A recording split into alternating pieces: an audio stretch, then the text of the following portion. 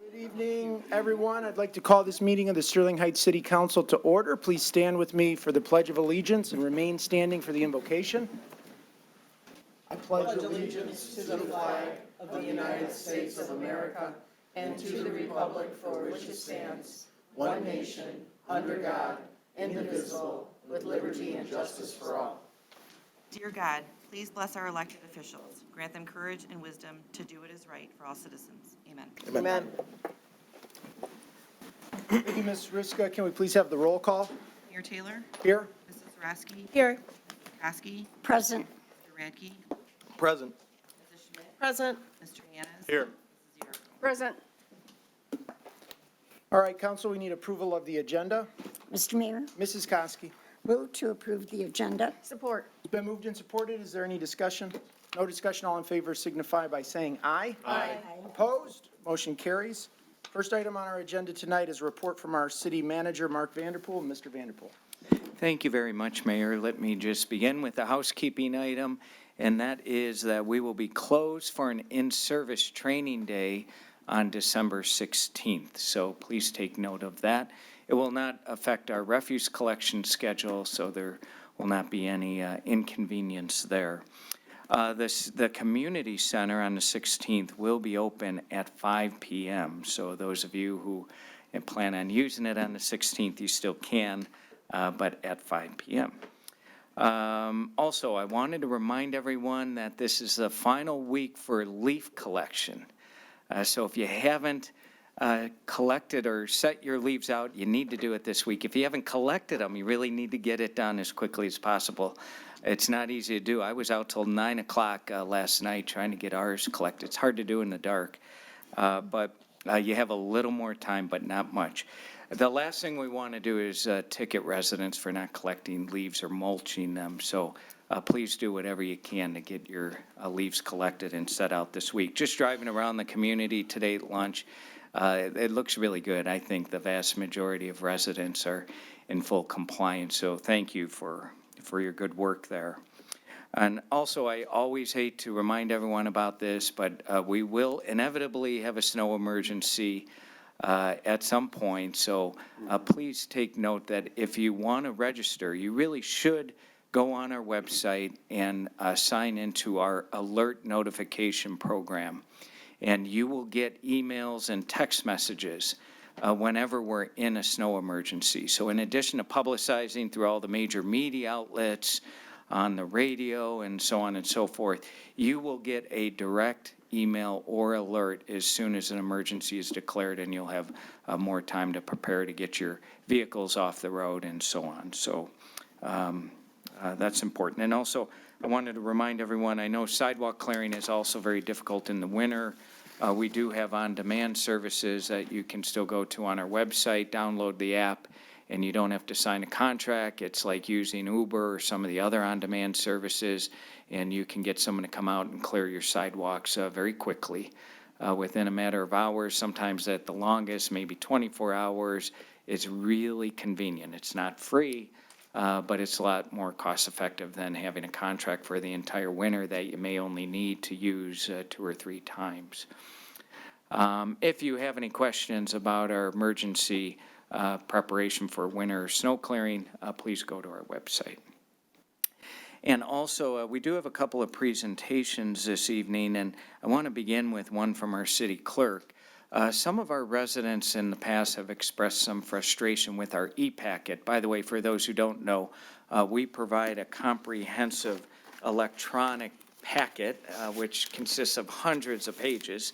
We provide it electronically, we post it on our website, and you all have access to it. You have the same material that the City Council has before them this evening.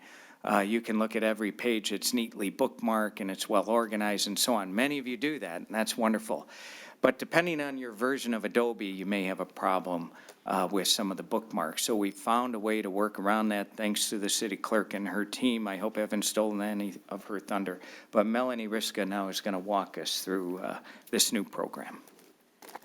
Thank you, Mr. Vanderpool. Good evening, Mayor, Council, and members of the public. I'm going to walk you through our new City Council agenda platform that is ready for public viewing. I want to particularly thank Andrea Barra and my from my office for working diligently to get this platform up and running. As you know, there have been a number of concerns raised about the ease and usability of viewing backup material online. Council packets can sometimes be well over 1,000 pages. Currently, users have to download a large PDF, and depending, as Mr. Vanderpool said, on the version of Adobe that one is using, it could be difficult to find the necessary bookmarks, which causes users to have to scroll through hundreds of pages to find what he or she is looking for. So our new online agenda platform provides a remedy to this tedious task. So if I can draw your attention to the screen, I'm going to demonstrate how to access and how to use the new platform. So there's two primary ways to get to the new platform. By visiting our home page, you're going to hover over Government, click on City Council, scroll down to Agendas and Minutes, and that takes you to our new platform. Another way to get to the platform is to, again, hover over Government and click on Agendas and Minutes here. This will take you to our current Agenda Center, but as you can see, there's a link to the left that says New City Council Online Agendas, and that also takes you to our platform. So from here, you can sort the meetings by meeting name, by meeting type, or by meeting date, simply by clicking on the column title.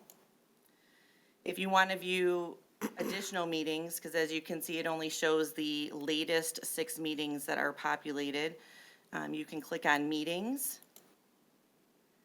select your meeting type. We will have all other boards and commissions here at a later date. Select your date range. For this demonstration, we'll select this year and search. As you can see now, all of the city council meetings from this year are now populated. We're going to focus tonight on tonight's agenda, which is this line right here. We'll simply click on Agenda, and you can see that the agenda is populated on the screen. If you want to view any backup material for any item, you can just simply click on the item. So for example, we're going to click on item D, and to the right of the screen, you notice the item title, as well as any supporting documents that were uploaded for that item.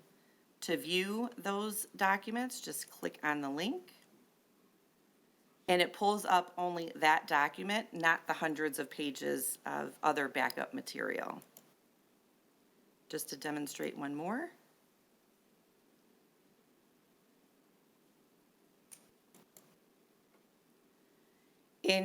So as you know, after a council meeting, we have a summary of what happened the night before. So we'll upload the summary. It will be in the links column. So for example, from the November 15th meeting, we do have the summary up there. You could click on the summary and view the summary of what happened at the previous meeting. Once the minutes from that meeting have been approved, we do upload the minutes. So if you look back at the November 1st meeting, the minutes were approved and they are listed here, and you can read the minutes. From this screen, you can also, so let's say you're reviewing the minutes and you wanted to go back and you wanted to view some backup material that were attached to that meeting, you can just simply toggle between minutes and agenda, and it pulls right up to the agenda to where you can view any items that were supporting documents for that item. Back at the agenda platform homepage, to view any videos of any meetings, simply click on Videos. And this will take you to our SHTV Video on Demand page. You can view any videos from any of our boards and commissions here. If you wanted to view only city council meetings, simply click on City Council, and you can see that they are all populated here and ready for viewing. So that concludes the demonstration, short and sweet. We hope you all enjoy the ease and usability of the new platform, and I'm available for any questions. Thank you. And I just wanted to thank our city clerk, because I believe she and Andrea did a great job designing this. I'm usually the litmus test, the guinea pig, and if I understand it and can use it, then we think it's good to roll out to the public. So I think we've got all the problems worked out here, the kinks worked out, but we welcome your feedback. So if you use it and you have any trouble or concerns, please let us know and we'll respond accordingly. Thank you very much. And on to our next presentation. We're super pleased. Once again, as many of you know who watch the meetings regularly, we've been highlighting the good work of our boards and commissions all year. And it's really impressive to see the great work that they're doing every day. And these are really important volunteers that help run our organization.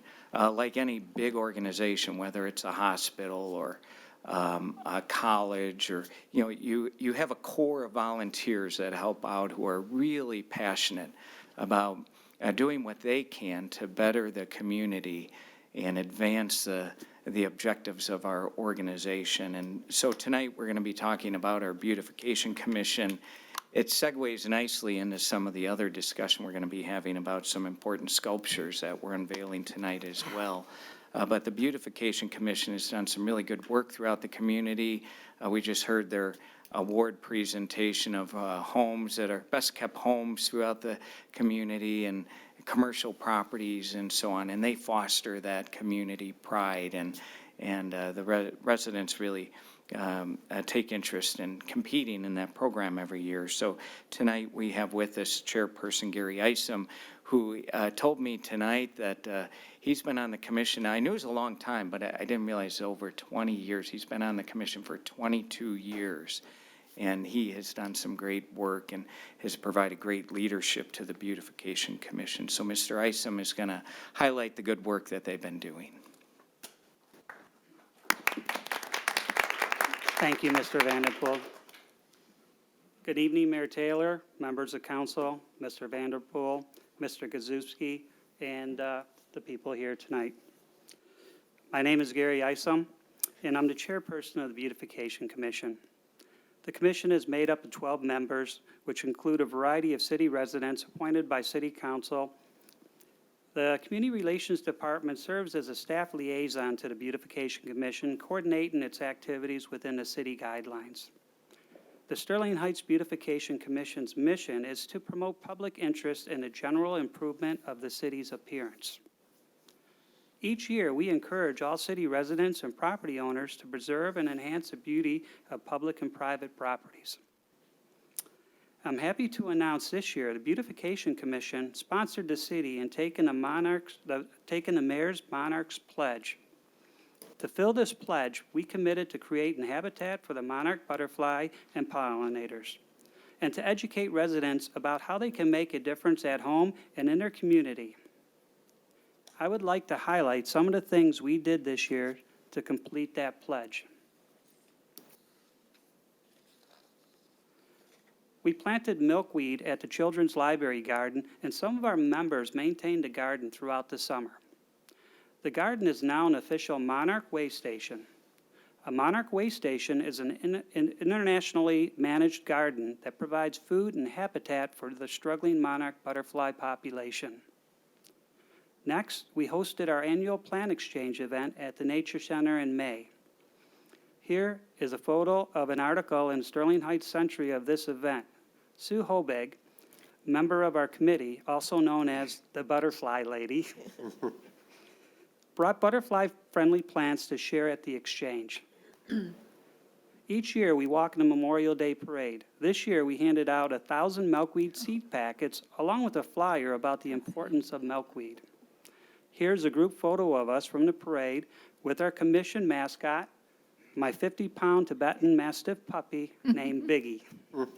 Looks bigger. He just turned 1 year old on Saturday and weighs over 100 pounds. Oh. And he enjoys Sterling Heights Dog Park very much. This past fall, we hosted a Beautification Council of Southeastern Michigan quarterly meeting with a monarch-themed luncheon at the community center, featuring guest speaker, Master Gardener Gene Peasley, who is incredibly knowledgeable in monarch butterflies. In the photo, you can see that Mayor Taylor also joined this luncheon to talk about his commitment to the Mayor's Monarch Pledge. And I can personally say that Mayor Taylor is also incredibly knowledgeable about the monarch's migration pattern. I did my research. You absolutely did. I was They're very so impressed. interesting. Yes. They really are. Aside from the pledge, we hold our annual Beautification Awards ceremony. Here we honor those who go above and beyond in beautifying their Sterling Heights property at an October council meeting. We also run a few contests throughout the year that include a snowman contest, a fall decoration contest, and a December holiday decoration contest.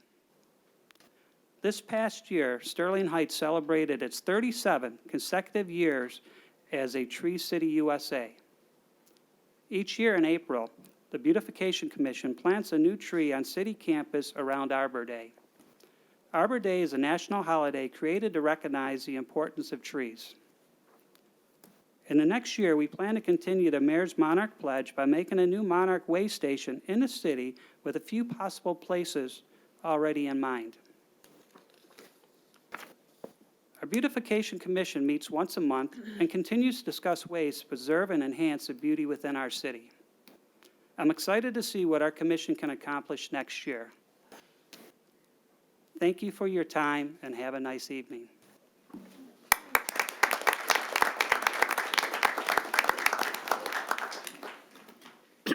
And Mayor, I just wanted to say, as you well know, one of the many important functions of the mayor and city council is to appoint the almost 200 board and commission members that we have in the city.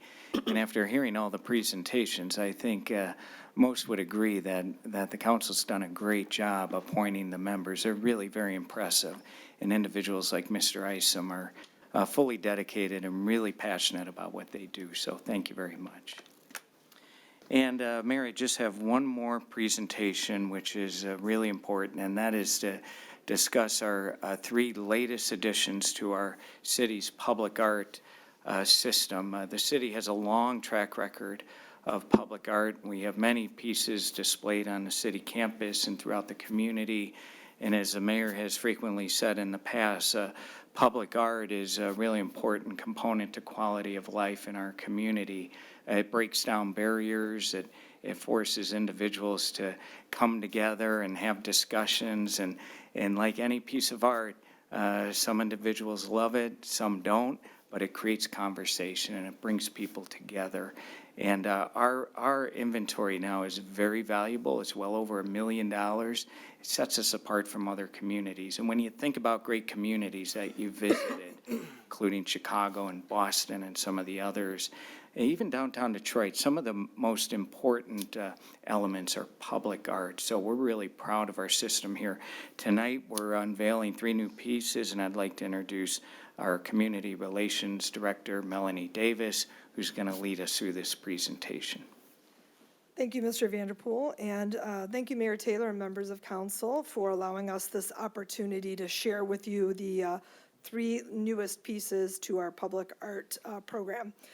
So as you know, our public art program was renewed and launched back in 2017 with a couple of goals, one of those being to extend our public art beyond the city campus, and also as well as drawing people to different places and allowing them to connect with our city and their city in unique ways. A great example of this would be one of our latest murals that was put in outside of the city campus down in the south part of the city at 15 and Dodge Park. And then these 3 latest sculptures that are going into 3 different public art or 3 different public parks that are in the south portion of the city as well, and a little to the west. The genesis of these 3 pieces started just shortly after I joined the city when Parks and Recreation Director Kyle Langlois approached me about 3 new pieces in these public parks. And he had approached the Nordine brothers, Eric and Israel from Detroit Design Center, to come up with some concepts for ways that we could add public art to these parks in a way to memorialize 2 fallen police officers and 1 fallen firefighter in the parks that bear their namesake. We loved the concepts, and Kyle was very instrumental in helping my department push this project across the finish line. And to tell you a little bit more about the process and about these 3 pieces, I'd like to welcome to the podium Eric Nordine from Detroit Design Center.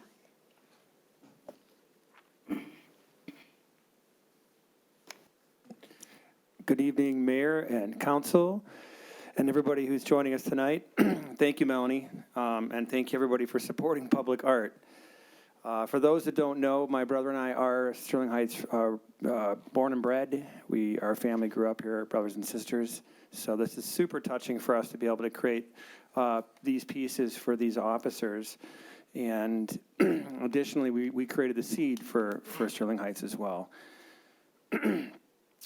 Our work, we recently, earlier this year, put up a new piece on Belle Isle. That's a 26-foot diameter piece. That's the southern gateway of the Iron Bell Trail. It stands on Belle Isle as one of the. I think it's been 30 or 40 years since a piece of public art's been placed on Belle Isle. So we're real proud of that piece. We have 7 new pieces for cities going in, or we're working on now to go in along with these 3. And one of them is a new piece for Detroit that's 42 feet tall, and it's made out of I-beams that came out of Joe Louis Arena. Wow. Real touching to us. We grew up, our dad was a big hockey fan, and we went to the Wings game a lot with him. So. But even more important than a piece like that are these 3 pieces that my brother and I talked about how proud we are to be able to create something for these officers. And you know, reading through the stories of what they, you know, what they did with their lives and how they changed others' lives and gave their lives, there could be no greater honor as an artist to create something that tells a story and creates a memory for these great men. We're lucky enough to have the city work with us on creating a video that would kind of show some of the process of us putting those pieces in place in these parks. And I wanted to, you know, again, thank everybody. My brother, my partner, Israel, couldn't be here tonight. He's getting over COVID. I think that a lot of us have gone through that, but he does send his thoughts, and also just to thank the city and the families for letting us create these pieces. And as I said, we're super proud. So let's take a look at the video, and we can go from there. Thank you.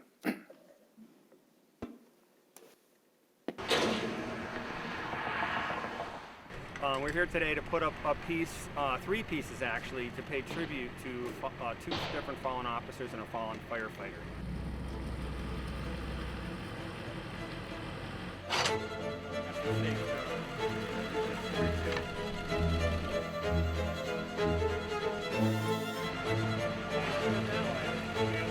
Perfect. I got ones that fit here.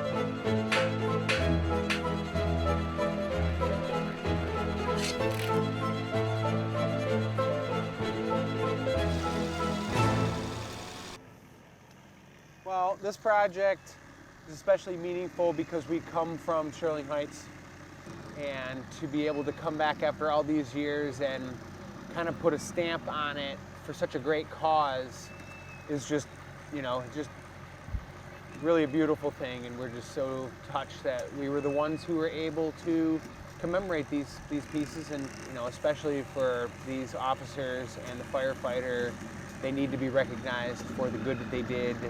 And we're just really touched that we were able to create something that is going to stand for them and what they believe.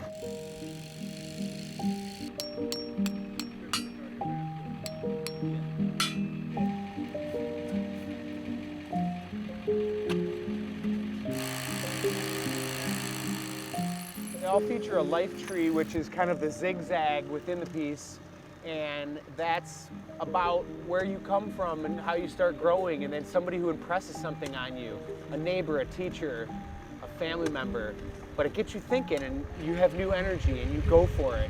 And you go a while until you, all of us need that, a little epiphany or enlightenment to know we're on the right path or to change our path. And that's what the life tree is about.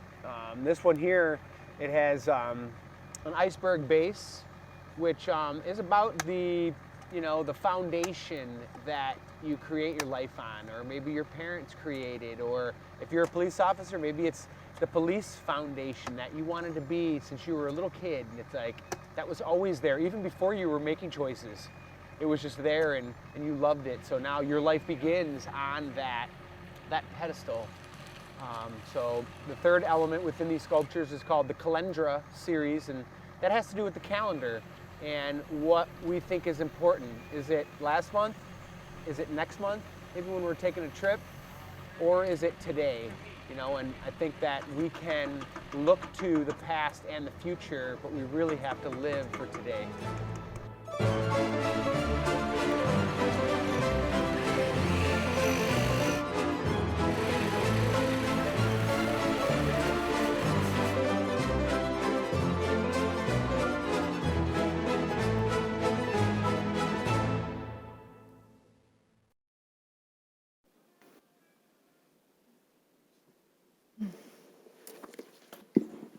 And we,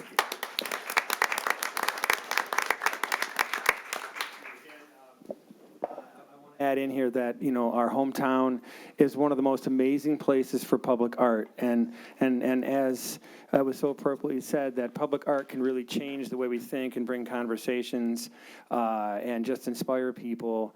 These pieces are to stand to remember these officers. And we're just, working with Melanie and Kyle and everybody in Sterling Heights has been such a pleasure. And it touches our hearts how much support this particular project has gotten. And again, we just wanted to thank the families and Sterling Heights for allowing us to be able to create these.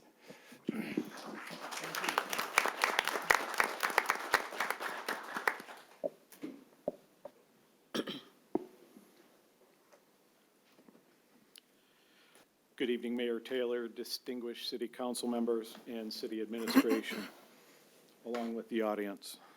Thank you for the opportunity to speak this evening.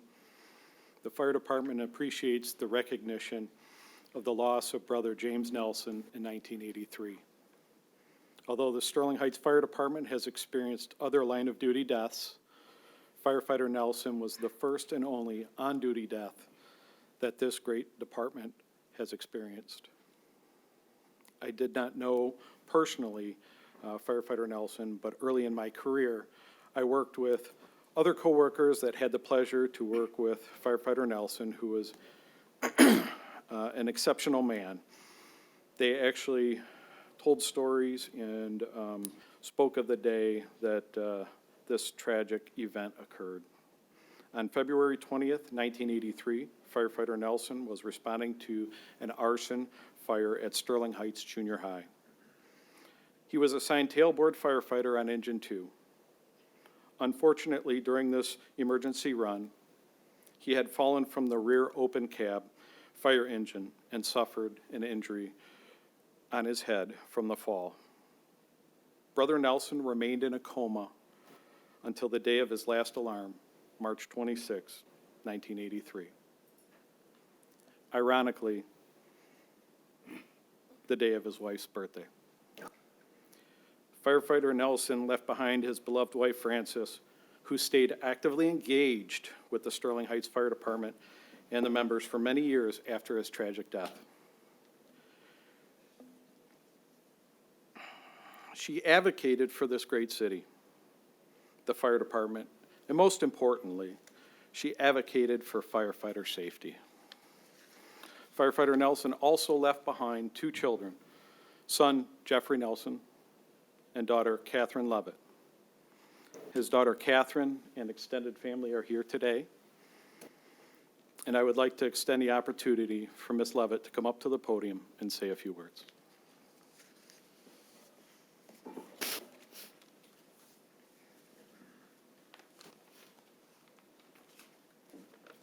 wrote a book. That's okay. First, thank you all for inviting me here with my family. Okay, so I wrote this thing. I don't do this very often. So when my family was first told that a park was going to be named for my dad, I was 10 or 11. There was a reception at the local fire station after the dedication of the park, and one of the firefighters asked me what I thought. I said I didn't think it was a very good idea because my mom wouldn't be able to pay the electric bill for the park. Without missing a beat, that very kind man said to me, "Don't worry, we'll take care of it." Aww. Sorry. And they did take care of us. In the days and weeks following my dad's accident, the department was always there to offer support, a helping hand. That we'll take care of it went far beyond what a little girl ever knew. Sorry. In March, it will be 40 years since my dad was taken from us. A lifetime. But it seems like it was last week. In that time, my brother and I grew up and married and had kids. The fire department was there on my wedding day, allowing us to have photos taken with my wedding party at Station 1 with the trucks, so that my dad could be part of my special day. We lost Mom 4 years ago. Her dedication to honoring my father's memory was unparalleled. She would be so very pleased to know that he is still held in such high regard by the department and the city that he served. When she passed away, the department was there for us, once again, with an honor guard outside of every station we passed, and traffic held by police as her funeral procession made its way to her final resting place.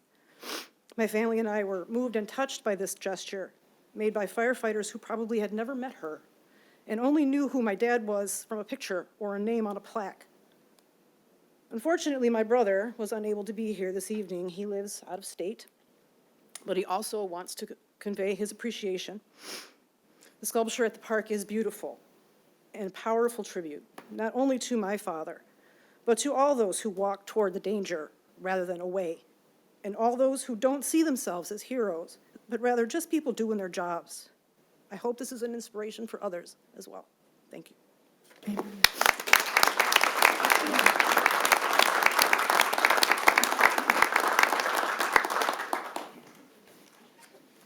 Well, good evening. It is a powerful night, and I'm getting all teared up already, but we have two officers. It's okay. Two officers killed in the line of duty, and we have two beautiful sculptures here tonight. We have the Imus family with us and the Sawyers family with us, and I've never seen them all together. The Imus family asked Nancy, I'm Leroy Imus's wife, when's the last time everyone was together for a police get together to remember, and she said it was over 25 years ago that everyone got together. We have family members from Ohio, Traverse City, so what a special night. I haven't met the entire family, and then the Sawyers family, large extended family, Faith and JR, Michelle and Yvonne. Just tremendous opportunity to be here tonight, and to have really a fitting tribute to these parks. The parks are beautiful, they're gorgeous, but these sculptures really add to the park and what it means. But a little bit about Officer Imus. On December 2nd, 1971, Officer Imus, age 32 at the time, was struck and killed by a hit-and-run driver during a traffic stop on M53, the expressway, just south of 19 Mile Road. A devoted family man, Officer Imus left behind a wife, Nancy, and 4 young children, Sherry, Susan, Patrick, and Daniel, who are all here tonight. And Susan, you were how old at the time? 7 years old. So I'm sure that moment is burnt into your brain with everybody else. You'll never forget it. And, you know, the city should never forget, and that's the reason we're here today. That's the reason we have the sculpture in the park, so no one ever forgets. You know, at the time I was 1 year old, and as the officers get younger and younger, I think it's more fitting that we remember the sacrifice that officer gave, and the city and every resident in the city remembers what he did on that night, doing a traffic stop, which we do every day, every cop does, and you never know, and, you know, killed in the line of duty while he's protecting and doing his job here for Sterling Heights. Officer Imus worked under the command of the Sterling Heights First Police Chief, Chief Maurice Foltz. He received numerous commendations, including Police Officer of the Month. Officer Imus was also a U.S. Navy veteran and a decorated officer earning multiple service awards and was well-liked by his fellow officers. His ultimate sacrifice for the residents of Sterling Heights will never be forgotten. A resolution was passed by City Council back in January 18th of 1972 to dedicate a 10-acre park located on Dodge Park just north of 16 Mile Road as the Leroy Imus Park in his honor. And I have Officer Imus's daughter here, Susan, tonight to say a few words.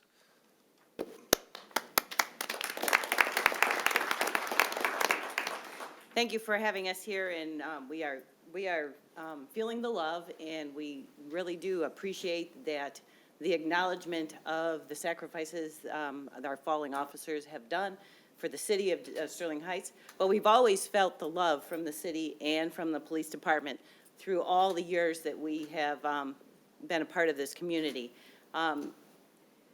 My father was definitely somebody that would always take you under his wing. He would always be the one. Thought I was going to be good at this. He would always be the one that would be the one to, offer a hand and always take you in. He was an example of what community should be. We always, as my father worked on the police force, it would be a very common night for my dad to show up at the door, bring a rookie officer into the house and say, hey, we're here for dinner. And they would spend dinner with us. They'd be welcomed as part of our family because that's what we did. That was not an uncommon occurrence at our house. My mom always welcomed them in, made sure we always had hot food, and we're ready for everybody to be there. After my father had passed, we felt that come back to us tenfold.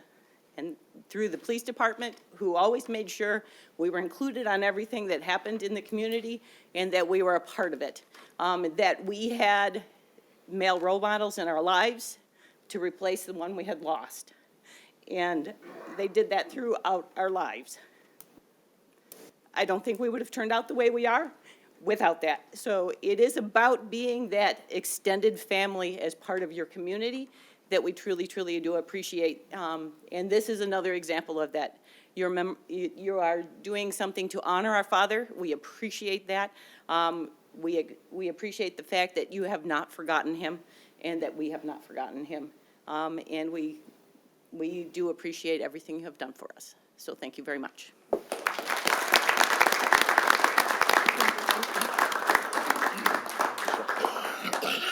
All right, and the Officer Imus Park, I think the original dedication was done by our Fraternal Order of Police 50 years ago. Yeah. And it fell into disrepair. It was a concrete circle with some stainless steel letters that were chipped off, so long overdue. So that park, I just had a chance to drive by a few weeks ago and see how they just cleaned everything up in the sculpture. So the family said they're going to go out there tonight and take a look. And I think there's solar lighting, if I'm not mistaken. So everything should be lit up tonight, so thank you. Next, I have Michelle Weston, Mark Sawyer's sister, up here tonight with me as we talk about Mark and his career and his service to the city and the sacrifice that he made. And we have the Sawyers, the extended Sawyers family here tonight, and his wife Yvonne, and former Chief John Berg, who was very instrumental when Mark was killed. He was there for the family together with Captain Tom Fett, really kind of holding their hands through the whole process, and really the police family coming together, which we always do, and then even further into Lily's life as she graduated last year, and we saw her off. We had our whole honor guard at the house to see her off, and to be there. I think it's important that Lily understands she was 1 year old at the time, but she understands she has a family here, a police family, and I think she fully understands that. So it's so great to see everyone in the Sawyers family, and thank you for coming out.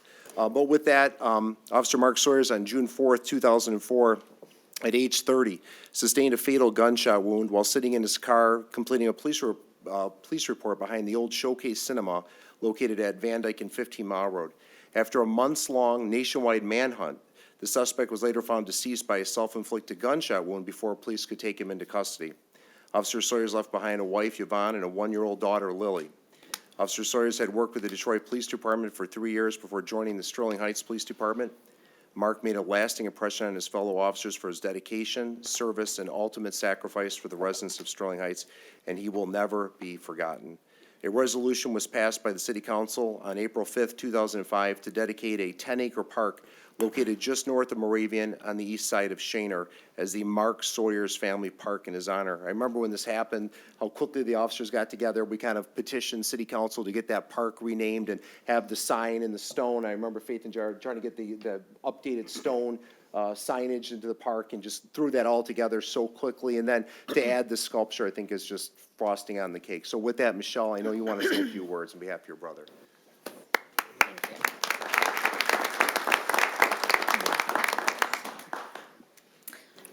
It's hard to believe that it has been 18 and a half years since that day my world changed in an instant. My brother, who I talk to every day, was taken from us. At times it seems like it was yesterday, but then it feels like forever ago since I last saw Mark. The loss hurts and has affected all of us, but rather focus on the loss, I would like to cherish the time that we had with him and share some of his childhood memories. Share some childhood memories. Mark loved tournaments. Growing up, we turned everything into a competition, whether it was the family canoe trip against mom and dad, cards, putt-putt, or basketball in the backyard. We even did team relays where we'd act like we were in the Olympics, except there was the four of us all on one team, and we versed that invisible team, so you know who always won, right? We have our Sawyer's family reunion in Kentucky, and one year, Mark decided to bring our cousin Donnie to the reunion so he could be the ringer in the games, or so he thought. When they were doing the balloon toss, they weren't even far enough that he could have probably handed it to him, and when Mark threw it to my cousin, he dropped it, and the look on Mark's face was priceless. But Mark was a passionate person. Some of his loves were dogs. He had a bull mastiff named Caesar. He loved fish. He had a large Buddha, cars, disc golf, and doing research on topics no one else ever researched. He loved being a police officer, and at the age of 5, my dad has it written down that he said he wanted to be a police officer, and he loved working in the city of Sterling Heights. He was passionate about his family, coworkers, and friends. One spring break, my mom and I were in Daytona Beach, and Mark asked his buddy, Rich, if he wanted to go on a road trip. Rich said, sure, when? Mark said, I'm on my way to your house. I'll be there in 5 minutes. They drove all the way to Florida to hang out with us for one night and then drove back. When Mark died, the words that stood out to me was when his friend said, we all considered Mark as our best friend. He was a best friend to each of us. And that explains the difficulty Mark had picking a best man for his wedding. Most people are lucky to have one true best friend, but Mark had several. Mark's 3 proudest life-changing moments were marrying Yvonne, becoming a father to Lily, and getting hired in the city of Sterling Heights. I'd like to share a few stories that some of the police officers that Mark worked with were kind enough to share. So this is from police officer Darren Steele. One night, Mark went with Darren and his dog on a K9 track, attempting to locate a robbery suspect. The track led them through very thick, nearly impassable brush and woods. Darren decided to end the track without locating the bad guy. Mark, even though still in training, insisted they continue, and was so insistent, Darren lost the argument. Another story from Mark's field training officer, Joe Therrett. He said, we had stopped at a gas station to get a coffee, and Mark noticed a car catching fire at the pumps. We grabbed fire extinguishers and put out the fire, and the owner of the car, who hadn't noticed the fire, was extremely upset that we emptied the fire extinguishers onto their new car. He thought we were just randomly spraying cars, I guess, with extinguishers. Another time, again, this is from Joe, another time we were driving down Van Dyke, and we were hitting every breaker light. Mark asked, why wasn't I driving at exactly 47 miles per hour? I asked, why would I do that? He said, you will time every light that way. He was right. Every light was green at 47. That was Mark, right? He researched things like that. I had to point out that the speed limit was 45, but that didn't seem to concern him. And one last one from dispatcher Adam Vanderleeuwen. Adam's son Andrew was born August 9, 2004, just 2 months after Mark was killed. Shortly after he was born, he was rushed to the hospital. He was limp and lethargic. It appeared that something was incredibly wrong. The closest hospital was 12 in Hoover. I drove him there, and he was immediately transferred to St. John's Morass. I followed the ambulance, praying for my newborn son to be okay. The ambulance that transported him was A76, and that was Mark's badge number, 76. Andrew was admitted to the NIC unit and stayed 3 days. What a helpless feeling, but I kept seeing 76 all over, receipts, bills, all kinds of things. His pediatrician discovered that Andrew was allergic to his mom's milk, so I had to go, of course, buy several cans of formula. The bill, 76. I believe that it is not just a coincidence that I see the sign all over. As for Mark Sawyer's Park, we had been trying to get our son to walk everywhere. He wouldn't do it. We decided one night to go to the park. Crazy feeling about the park when we got there. Seemed very peaceful. I remember feeling sad and happy at the same time. Just as we were getting ready to leave, we decided to try and let Andrew walk one last time. So many stands and falls right there, but he stood and began to walk towards his mother. And wind blew right in my face like a gust. Very weird because it wasn't windy that day at all. For me, park, home, or wherever I see the signs, I believe that Mark is around in some way watching and protecting us. 18 and a half years ago, my family met some wonderful people in the Sterling Heights Police Department, City Council, and the community of Sterling Heights. You have all been there and continue to be there for us. We are so appreciative and cherish these relationships. We were told that Mark will never be forgotten. The city has gone so far above what I ever thought possible and continue to do so to keep Mark's memory alive. And this memorial that stands at Mark Sawyer's Family Park is another testament to this. On behalf of all of Mark's family and friends, thank you for everything that you have done and for being a part of our lives.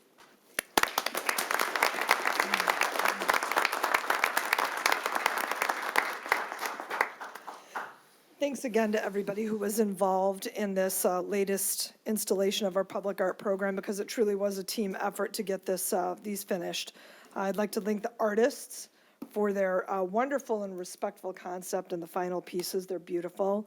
I'd like to thank, again, Kyle Langloy and his team for bringing the concept to us and the idea, and also to assist on the install. Thank you to SHTV for capturing that installation and the great video that we saw tonight. Thank you to DPW for connecting me to the cement contractors that helped get them put in place. Thank you to you all on City Council for supporting the public art program and making these possible.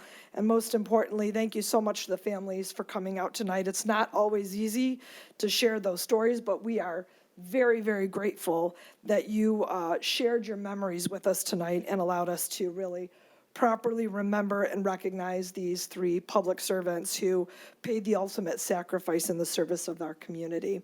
So we thank you, and we encourage all residents to come out to Imus, Nelson, and Sawyer's Parks and to check out these three memorial sculptures. And at this time, as soon as we're finished here, I would like to invite the representatives from police and fire and the families and the artists to come up to the lobby, because we're going to take these and these miniatures out to the lobby and get some photos. So thank you again for the opportunity. And Mayor, that is the last item on my report. I'm sure there's no doubt at this point about the power of public art. And thank you very much, Mayor. Okay, thank you very much, Mr. Vanderpool, and thank you to all of you for being here, and thank you for sharing your stories. Before you guys leave, I do want to open up the opportunity to my colleagues on the City Council to make comments. So, Council, is there anyone who'd like to say anything? Mrs. Schmidt. Thank you, Mayor Taylor.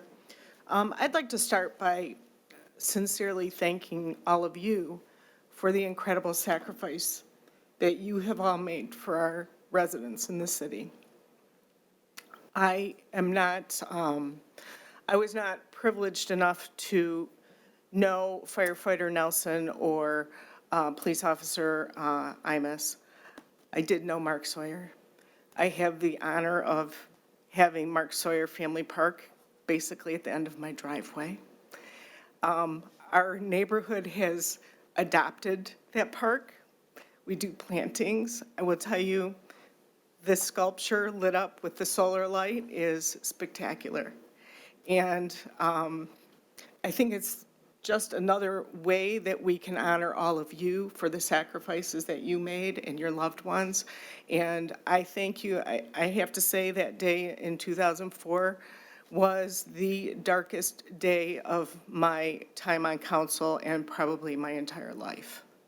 And I happened to have been at Family Park when I got that text from the interim city manager that night. Kind of ironic, but thank you, and I wish you all well and a happy and healthy future. Thank you. Thank you, Ms. Schmidt. Anyone else, council? Mr. Radke. I just want to thank the families for coming out tonight. You know, these sculptures kind of continue the efforts we've all made to both keep the families close to us and remember. And I was thinking while I was sitting up here about how cities are always regenerating themselves, and these sculptures are just another example of us regenerating ourselves. I wasn't born before the two others died, but Mark Sawyer's, I was a senior in high school, and I lived at 15 Mile in Van Dyke. So I remember it very, very significantly, very closely. And we have to really thank not just the officers, but the families for all that they've done for the city of Sterling Heights. Without them, you know, we have a reputation as being one of the best cities to live in, one of the safest cities, and it's because of your relatives. That's why. So I want to thank you for that. I think these sculptures are just tremendous, and I think that it just shows that they're going to outlast all of us up here because people will remember the sacrifices that were made. That's all I have, Mr. Mayor. Thank you, Mr. Radke. Anyone else? Mrs. Sarko. Thank you. I too want to thank all of you for coming here and sharing your stories and the tribute to your family. It goes without saying that we appreciate the service that you've provided all of us all of these years. But I have to say, I was on council when Mark passed away, but was also like being double related because our church, St. Blaise, had we were mentoring a group of students that happened to be at Faith's school where she was teaching. So it became like, it hit us twice, not just once, but it was like it just was very moving at the time, but we tried to do as much as we could at the time, and there's things that I remember that I'll never forget. I know exactly where I was at. I was, on the corner of Maple Lane and 15 Mile, and the police were blocking the streets off to get Mark to the hospital. So those are things that I remember, from that night. But what I really appreciate is the fact that our police and fire departments do so much so that we can remember, because we shouldn't forget. It's something that, we're never exempt from this. I think that this could, as safe as we are and as safe as we want to be, and it can happen again tomorrow. So for you to come here and share your stories, it's so moving, I think, for all of us, and I truly appreciate it. And this is just a small token of what we should and could be doing. So thank you for being here tonight. Thank you, Ms. Sarko. Anyone else, council? Mrs. Strowski. Thank you, Mayor Taylor. And I also want to thank you, the families of Officer Nelson, Officer Sawyer, and Firefighter Nelson. I have not been on council long enough to be here for any of those events, but my husband was a judge when Officer Sawyer was shot, and we did attend the funeral, and it was a heartbreaking event for the entire city. It was a heartbreaking event for all of us to see how something like that could happen to us. But what was the most, what still hits my heart is the wonderful thing that our firefighters did. What I see now, and I'm looking at this and seeing this, our firefighters supported the Nelson family. Our police officers supported the Imus family through all the big events. And the Sawyer family, through the big events, through the times for the children and for the family. And I want to thank the fire department and the police department as well for doing that, because that is, as as Susie said, that when they needed to have somebody there, male figures there, I want to thank you guys for doing that. That is extremely important, and I know that is something that I'm very proud of as a council person, but I'm just proud to see that our city stood up and stepped up and did that. So I want to thank you for that as well. And to have these sculptures, thank you for doing this. We have the seed, and I see that every day as I drive by, but these sculptures stand for something different. It stands for specific people and their families and what they stood for and what they did. They died in service of us. And so these things will stand, as Councilman Radke said, they will stand the test of time long after we're gone. And they will stand the test of time to show that people do make a difference, and what they do will always be remembered, and we'll remember your family members forever. And so I just want to say thank you again, and we won't forget. And that's all I have. Thank you, Mrs. Sarowski. Mrs. Koski. Thank you, Mr. Mayor. I also would like to say thank you for coming tonight and sharing your stories and sharing your loved ones with us. These monuments are just a small token of our appreciation. As it was said tonight, we are a family. Our public safety members, we are family. We take care of each other. And I have to say that Mark Sawyers was the only one that I knew, because the other two were before my time on council. So this is just a small way to say thank you to each and every one of you for the service that your family member gave to us, the officers. And I have to say, Nelson Park was my park for 30-some years. It's a beautiful park, and I'm working on getting the south half fixed up so that we can make it a little bit bigger and more to enjoy. So again, thank you. Remember, we are a family. We will continue to be a family, and we will continue to remember your loved ones because we love them too. Thank you, Mrs. Koski. Mr. Yanez, firefighter and Councilman Yanez. Yeah, this is, I wasn't going to say anything because this is quite difficult, frankly. I was not on duty the night that Mark Sawyers died, but I was on duty the next day. I remember going over to the site where the incident took place and talking to the firefighters who did respond. You know, this impacts the greater family. And as you can see from this event tonight, and the elegant words from the families, how we are a much greater family. I remember meeting Fran at the events, the first event when I first hired on in 1995, and there was a reverence in the room with her presence there. And, you know, Jim Nelson was, you know, one of the first stories that you learned when you became a firefighter here in Sterling Heights. These monuments should also remind everybody that there is no ordinary 911 call. Died filling out paperwork, died doing a traffic stop, died responding to an arson fire that could have been a false alarm. There is no ordinary 911 call. The men and women who put their lives on the line every single day, those lives can be lost for the smallest things. And we have to remember that every time they show up to work, put that uniform on, and go do their jobs. It could be they can never go home. Again, I'm sorry, I get a little emotional here. I want to thank you all for the sacrifices that your families made. I want to thank you for being the larger part of the Sterling Heights family. But I also want to make sure that these monuments and the sacrifices that they represent are known to everybody, not just the people in this room, and not just the family of firefighters and police officers, but everybody who's protected by the firefighters and police officers that work in not only in this city, but in every city across this country. Thank you, Mr. Mayor. Okay, thank you very much, Mr. Yanes, and thank you, council, for your comments. I don't know what more I can add, honestly.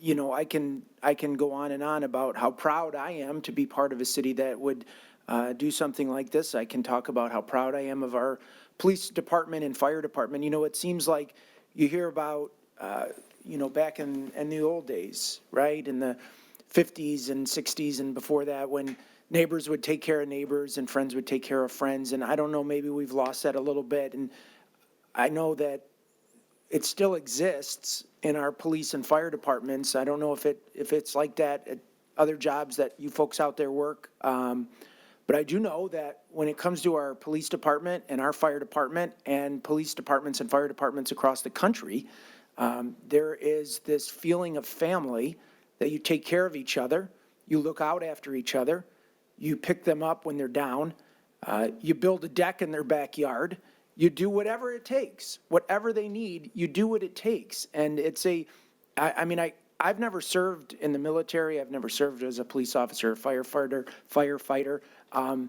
But I imagine that there's a certain, that camaraderie and that support for each other is born out of doing something that's extraordinary. And I know you can talk to them to a person that they don't feel that they're any different than anybody else. But I think tonight is a reminder that they do something different than the rest of us. And for that, I'm incredibly proud that our city is honoring it. And I'm proud of the work of a number of departments from our Parks and Rec and our DPW, our city administration, our city council, that we're continuing to honor the people that have served the city and given the ultimate sacrifice to keep the residents of our city safe. But most importantly, you know, it's not about whether I'm proud.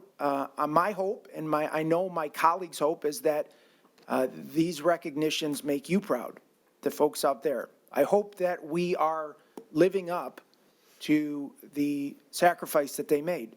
I hope that we are honoring them, and not what we just do today, and not just by erecting these statues and these pieces of art, but what we do every single day. And I hope that we can live up to that for you.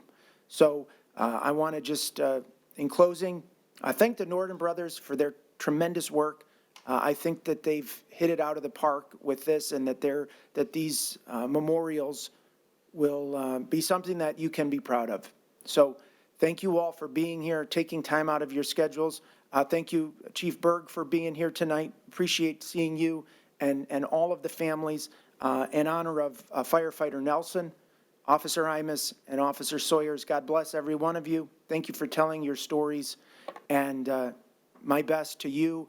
And on behalf of the 134,000 residents of Sterling Heights, the tens of thousands that come here to work, and more that come here for music in the park or whatever it is, we can't say enough about how much your family and your firefighter or your officer means to us. So thank you again. One more big round of applause, please.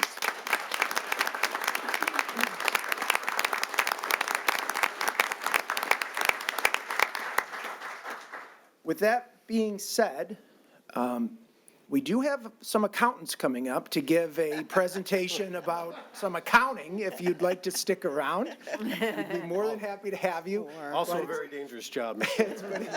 I'm sorry, you know, guys, you know. Maybe a recess? We're going to take about a 5-minute recess, and then we'll reconvene in about 5 minutes to continue on with this meeting. Thank you. We'll stand in recess.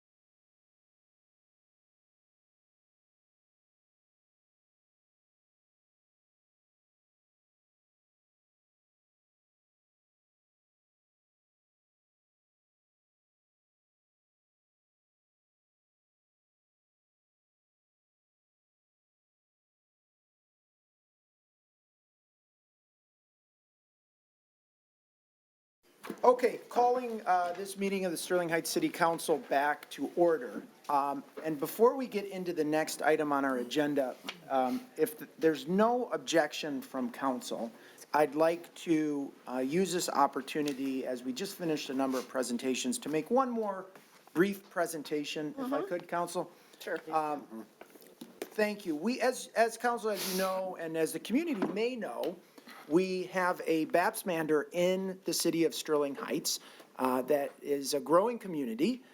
We were all invited, I know the chief was in here before, a couple years ago, we were all invited to celebrate with you, and we know you've been very active in the community. The Baps community has been incredibly active in Sterling Heights. And on December 7th, 1921, as I understand, and correct me if I'm wrong, and Payashi, by all means, come on up here, come up to the podium, because I'd like, you can tell it a lot better than I can. Just this past Saturday, the Baps community, which is a worldwide community, right? Worldwide community, dedicated to helping others, serving the community, bettering people's lives and enriching the lives of the followers in this community, celebrated a centennial celebration for His Holiness Pramukh Swami Maharaj, who was born December 7th, 1921, a humble farming family in the village of Chansad in India. And I'll just leave it at that, because I'm not going to butcher the pronunciation. Any more than you already But for have. more than 7 decades, His Holiness traveled tirelessly, visiting more than 250,000 homes in 17,000 villages and cities in more than 50 countries. Driven by a genuine care and compassion for humanity, His Holiness inspired many international projects of public service and spiritual uplifting, and is remembered as a people's guru, reaching out to all irrespective of age, class, color, and creed. And so the Baps community, as I said, this past Saturday had a celebration in downtown Detroit with almost 2,000 people from around Metro Detroit. And 2022 is being celebrated as His Holiness' 100th birthday across the globe. And with this community in the city of Sterling Heights, I have issued a mayoral proclamation, a proclamation from the Sterling Heights Mayor Michael C. Taylor proclaiming December 7th, 2022 as His Holiness Pramukh Swami Maharaj Day in the city of Sterling Heights. And I'd like to come present it to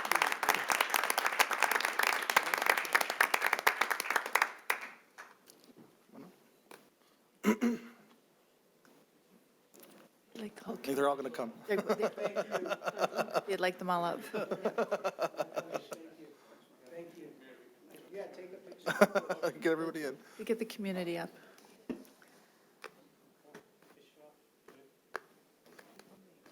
Get the ladies in there.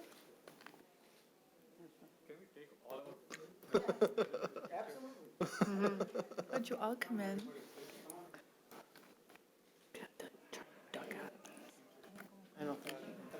You can move a little bit too if you need to.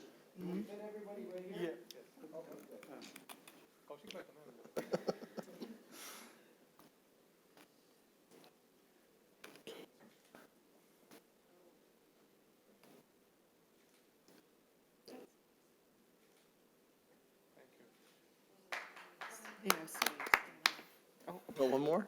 More? Is the gentleman in the back, should he be in the photo? Coaching. Should be in the photo. Thank you. Thank you. Wish you were here. Oh, yeah, just we'll Photoshop him in later. Okay. There we go. Yeah, stand on your tiptoes. No kidding. Okay. Thank you so much.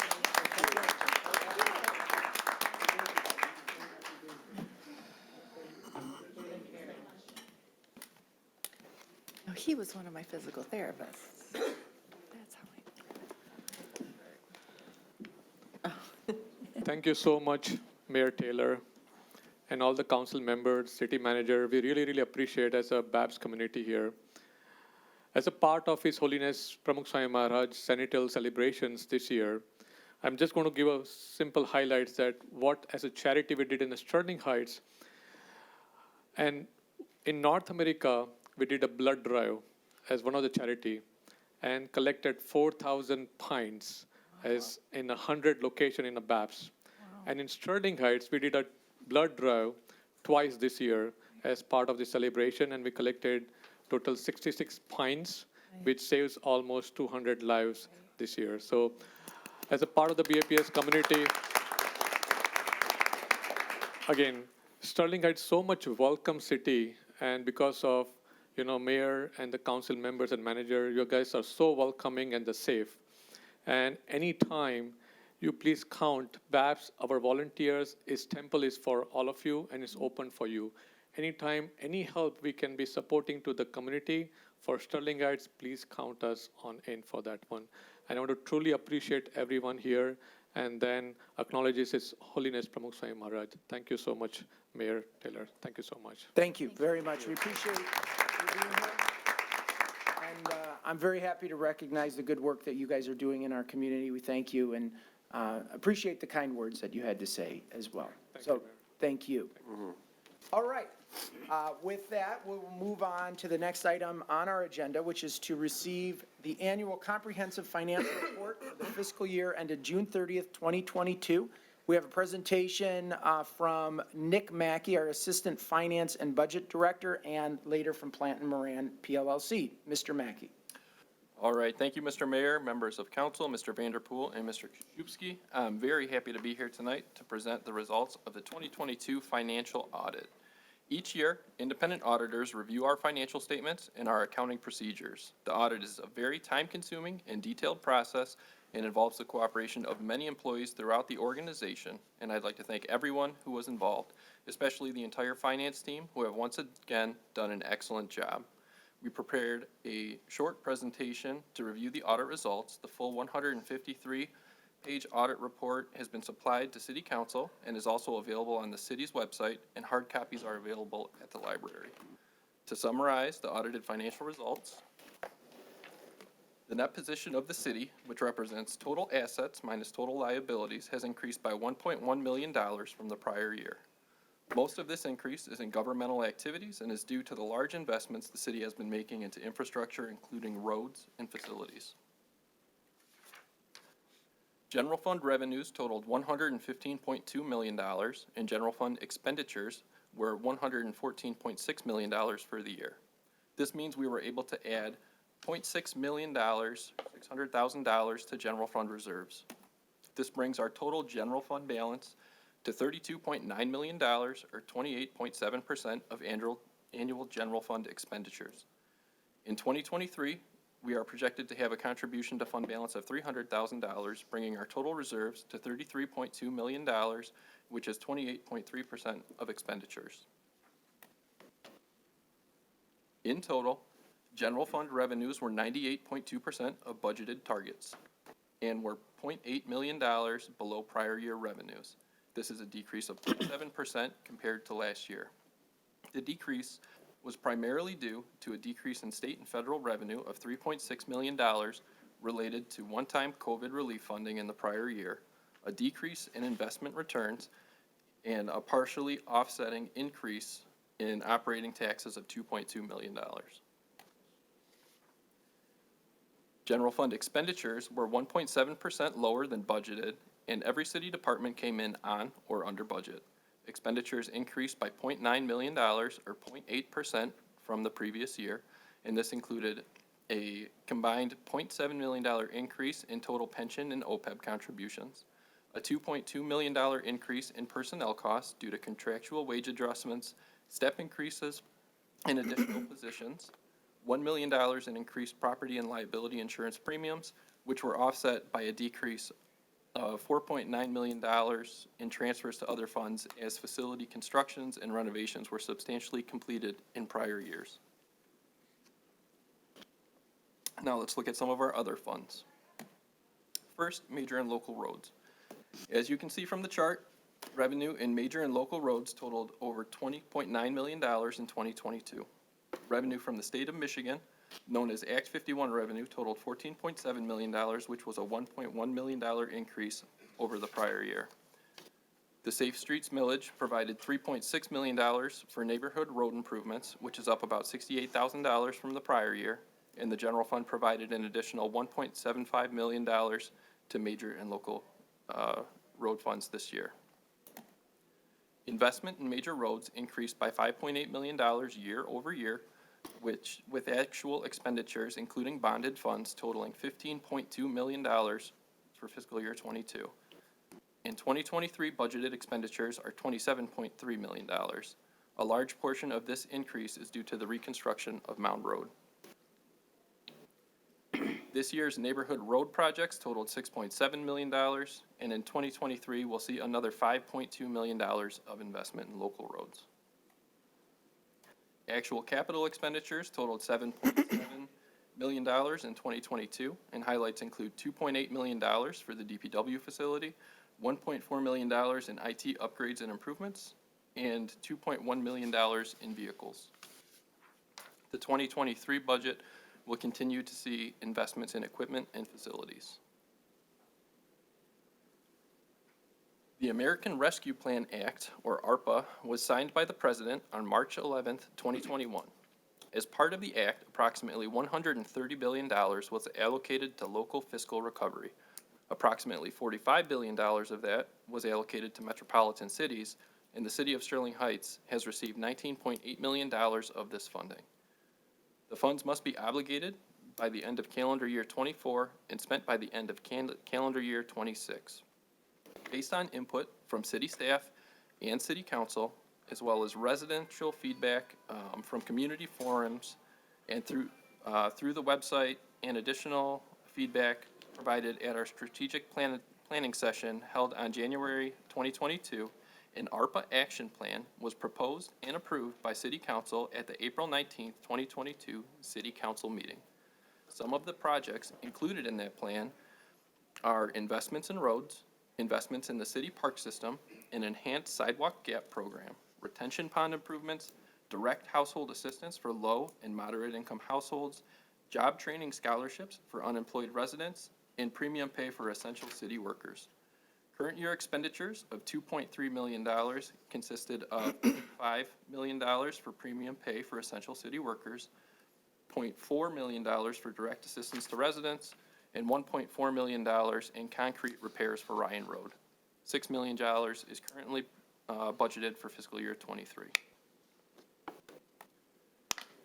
Finally, the Water and Sewer Fund. The Water and Sewer Fund has had an operational loss in the current fiscal year of $1.8 million, primarily due to a moderate summer in 2021. Usage was 6.2% lower than prior year. The current year budget is projected to include an increase in reserves, which is important for future infrastructure improvements. Now, a quick look at our bonded debt. The city has continued to prioritize investment in construction and public facilities in accordance with the Visioning 2030 Master Plan. At times, these investments require the city to issue bonds to fund the projects. While most city-issued bonds have a dedicated funding source, such as Act 51 revenue, special assessments, or utility revenue, there are limits to the amount of general obligation debt that the city can incur. You'll see from the chart on the screen that our general obligations are only 25.2% of our legal limit for the fiscal year ended June 30th, 2022, which is well within our manageable debt service. Another point of good news is that the city has once again been awarded the Government Finance Officers Association Certificate of Excellence in Financial Reporting, as well as the Distinguished Budget Award. These awards have now been awarded to the city for 33 and 34 years respectively, and again show the city's dedication to excellence in financial reporting. The bottom line is that the audit results show the city's budgeting and long-term financial planning is on target. We are continuing to add to general fund reserves, ensuring adequate resources will be available to weather any current and future economic uncertainty. We are continuing to invest in roads and community infrastructure, and all of this is accomplished while still maintaining the lowest taxes paid per resident when compared to the 10 largest cities in Michigan by population. And we continue to have one of the lowest millage rates in Macomb County. That concludes my overview. I'd now like to introduce David Helisek, partner at Plant Moran, our independent auditors.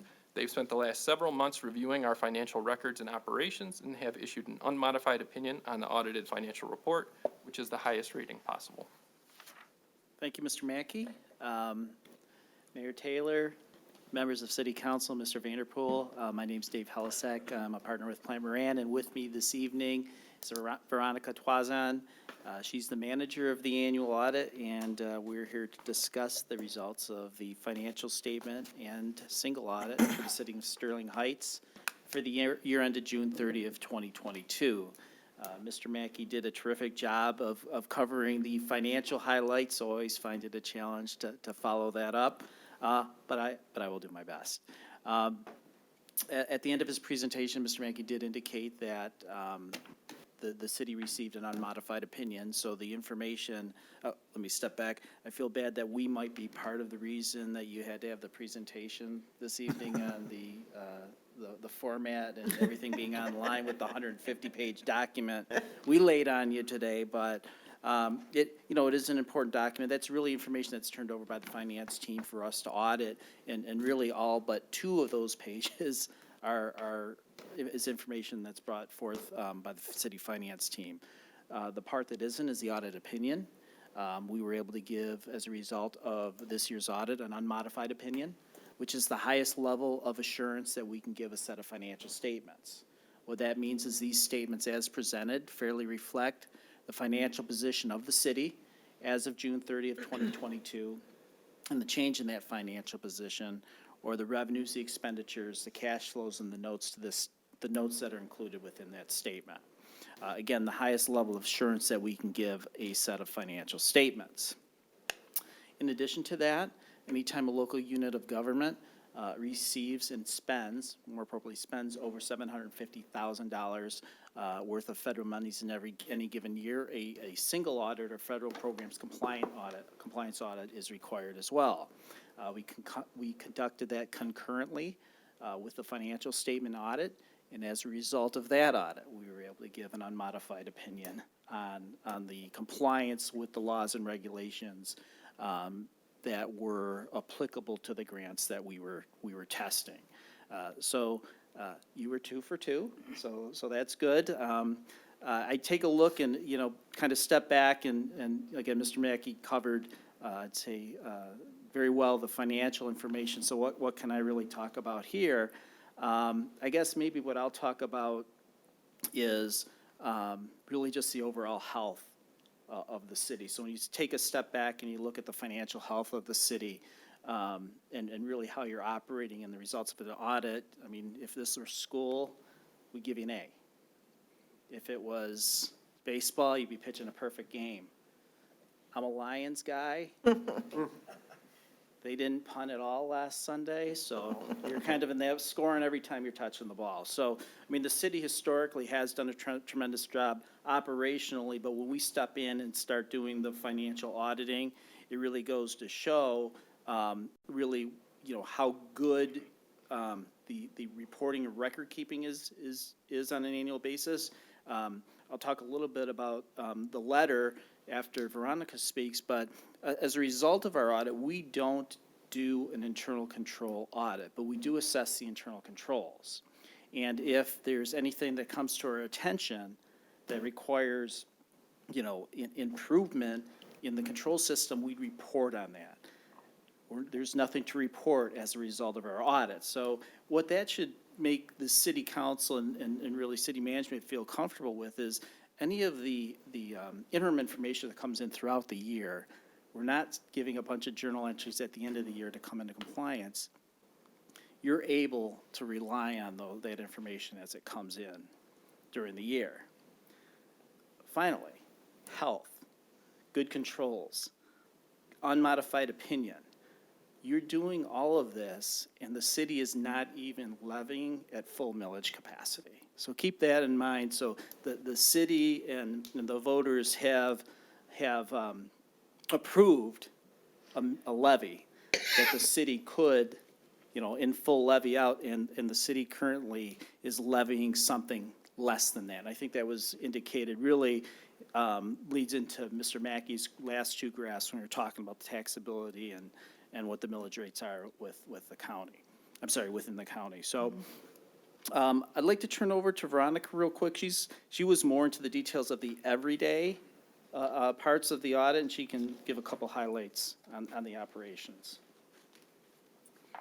Thank you, Dave. I wore my heels and I'm still never tall enough for the microphone.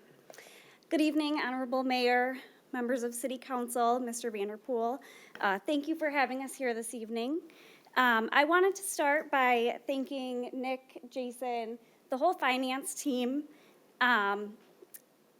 Going through a financial statement audit and a single audit is a pretty heavy lift, as Nick had mentioned. It's on top of the typical day-to-day responsibilities that they all have.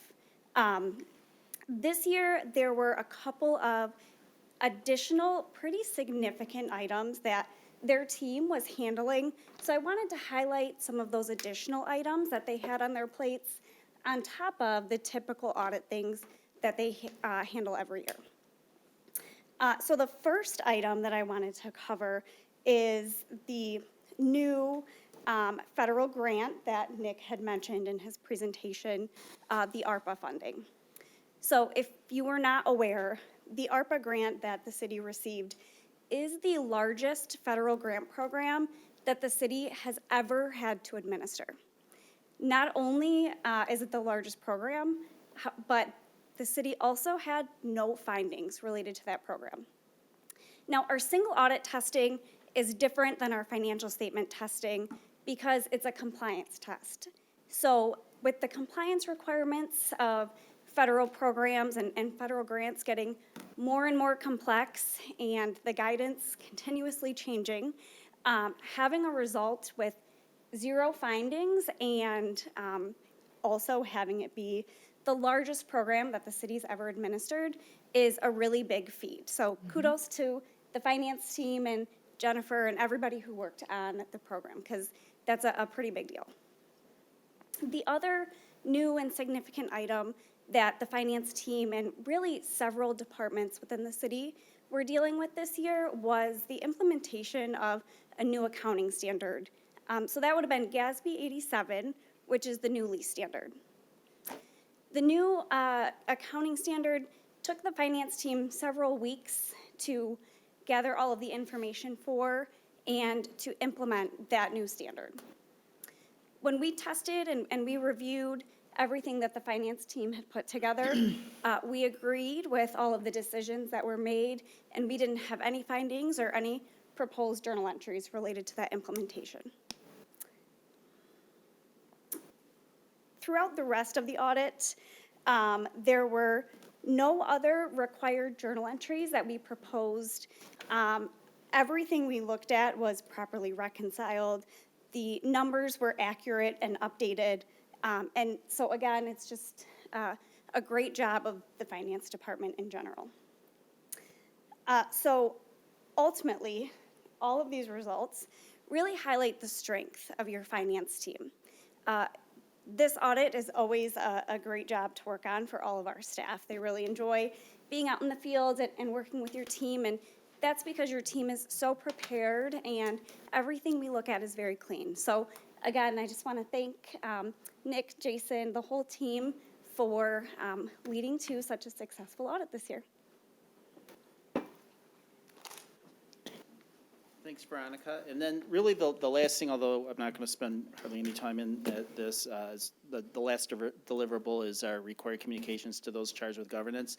So you'd recall prior to the start of this year's audit, we would have sent a communication that would have talked about the timing and scope of the audit, would have identified the risks of potential misstatements and how we were going to address those risks. Gave each of you the opportunity to reach out to us if you had any concerns about any financial reporting or really anything in general related to the audit, and we could take those communications, if any, and include that as part of our audit approach. Our year-end communication is really just bringing that full circle and reporting out on anything that would cause concern. I can tell you, the letter does not contain anything that causes concern. It's standard language, which is really what you want as a result of the audit. And then finally, the second part of that letter, I know you're inundated with all kinds of association information with legislative updates and the upcoming accounting pronouncements. We try to put that together for you all in one place, so you've got it at your hands. If you have any questions on that at any point, you could feel free to reach out to your finance team or Veronica and I. We'd be happy to walk you through any of that. So with that, we'd be happy to answer any questions anyone may have on anything that we covered or anything that Nick covered that you feel we could answer. So what we'll do is, if you don't mind, I will invite the audience to come up and make any comments that they might have, and then we have a resolution to make, and when we make that while we're deliberating, we'll call you back up with any questions. Okay? Okay. So we got 3 people here, so we'll see. There can't be a lot of comments from the audience. I'll open it up to the audience. Is there anyone who'd like to speak on this item? If not, okay, council, we do have a suggested action. Who'd like to make that motion? Mayor Taylor, Mrs. Sarowski. resolved to receive and file the annual comprehensive financial report for the fiscal year ended June 30, 2022. Support. It's been moved and supported. Any discussion? Mrs. Sarowski? I just want to make a couple comments, and it's actually kudos to our financial team. I have worked as Director of Nursing and Government and dealt with the Medicare, dealing with government regulations for many years, and I know what that looks like on my end and dealing with audits, multiple audits, and having an unmodified opinions and having no findings is a very remarkable feat when we have government audits. And I know that I have not had that experience in nursing, so I applaud our team for that, and I am very happy to hear that. So I do not have any questions. Hearing that there is that there was not any findings, I am very happy, and I don't have to rock the boat any further. And that's all I have. Thank you. All right, thank you, Mrs. Sarowski. Council, anyone else? If not, Dave, we don't have much for you tonight. We appreciate the work that you did. And Veronica, too, thank you for your work and for the comments that you made here tonight. Also, on behalf of our city council, I want to thank Jennifer and Nick and our team. It's strange to be at this meeting and not see Janice over there, right? It's a little bit, but you know, what I do know is, and I'll say this because I can, is that we had Brian Baker here before, and Brian was phenomenal, and everyone was like, oh my God, what are we gonna do? Brian left, and it goes on without a beat. And I think that's sort of a message that I think that I want to send to our community, and I appreciate you being here and giving that message as well, is that as the police department turns over, as the fire department turns over, as the city council turns over, as our staff turns over, we demand a very high level of performance from everybody. And so we hope we live up to that as council members and elected officials too. But it's reassuring to know that we are in good hands with our finance team, our administration, and that we're keeping track of everything that's coming in so that our taxpayers know that we're being good stewards of their money. And so thank you again, and appreciate you being here to present tonight. So without any further comment, council, all those in favor signify by saying aye. Aye. Opposed, motion carries. So thank you both again. Appreciate your time tonight. Thank you. All right, next on the agenda tonight is the consent agenda. Is there anyone in the audience who'd like to speak on any item on tonight's consent agenda? If not, council, we need a motion. Mr. Mayor, Mrs. Koski. move to approve the consent agenda as presented. Support. It's been moved and supported with no discussion. All in favor signify by saying aye. Aye. Opposed? Motion carries. All right, next up is communications from citizens. Is there anyone who'd like to speak on any item not on tonight's agenda? If not, all right, I'll close that portion. Mr. Vanderpool, any reports tonight? Nothing further, Mayor. Thank you. Mr. Koszubski? Nothing tonight, Mayor. Okay, council, any reports or new business for tonight? Mr. Mayor? Mr. Yanez, and I gotta be honest. I gave you a hard time at the last council meeting about bringing up the Detroit Lions. I was in a pretty bad headspace. Go get that guy back here. And listen, as a former punter myself, I love the punting aspect of the game. But no, no, They should pay him by the punt. I You think. predicted that we'd win 2 games. We did win 2 games, but we had a 3-week break. We almost beat the Bills. And, Yeah, we should have. you know, we should have beaten the Bills. I know. But, you It's a know, coaching mistake. Great you give them, Thanksgiving. 23 seconds and a lot can happen. So, Mr. Yanis, I owe you an apology. And the Lions are back in the playoff hunt. They are back in the playoff hunt. See what Let's knock happens. on wood. Or for Micah, yes, yes. I've got wood here. Thank you for recognizing that, Mr. Mayor. Through the chair to Mr. Vanderpool, and maybe I should have brought this up during the consent agenda, but I'm curious, we had corresponded a couple of weeks ago via email in regards to the pruning of the trees along Van Dyke and Shaner, and I'm just wondering if what we passed this evening, is that going to, and I saw that it was by section, are the trees that are in those medians, are those separate, or just the trees that are in the sections that were approved tonight going to be pruned? Mr. Vanderpool. Thank you, Mayor.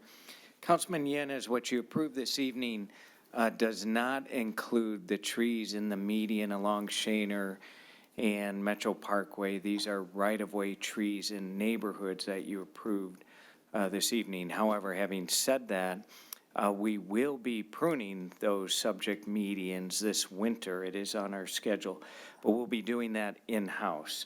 So when I say the pruning, what you're referring to is some of the growth that is coming out of the shrubbery on the medians from the base, kind of growing up where every few years we have to trim that up. So that is scheduled to be done this winter when, you know, it might spill into early spring, but that's scheduled to be done. And also Metro Parkway, and those are the 2 primary medians that we do in-house.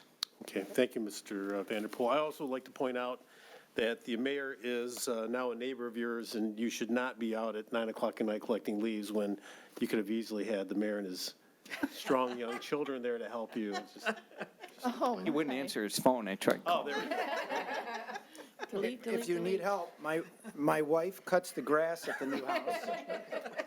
And she does not like when I get on the lawnmower. So, and I'm, true story, she thinks I'm gonna break it. And if you can figure out a way to get, shouldn't you be mulching your leaves? Isn't that what? Yes, you- yes, you should be mulching. our leaves, I do mulch, but the final cleanup, you want to get them all off the grass, so it's the final cleanup. Okay.